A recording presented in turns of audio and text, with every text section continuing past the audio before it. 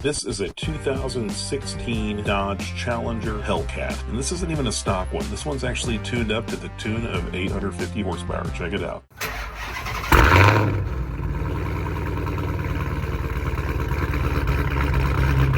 If for some reason 850 horsepower is not enough reason to buy this 2016 Dodge Challenger, just look how nice this thing is on the inside. It's got the Alcantara and leather seats, huge Uconnect screen, 8-speed automatic transmissions, under 25,000 miles in this 2016 Hellcat.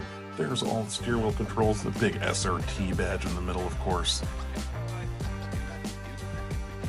That Uconnect 8-inch screen up there on the top, there's launch control, all the SRT buttons.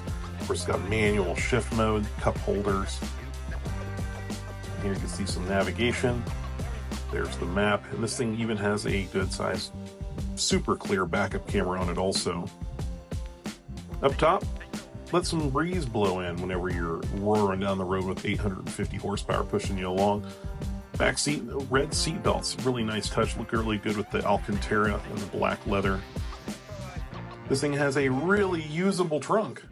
Go get some groceries, get them home in a hurry.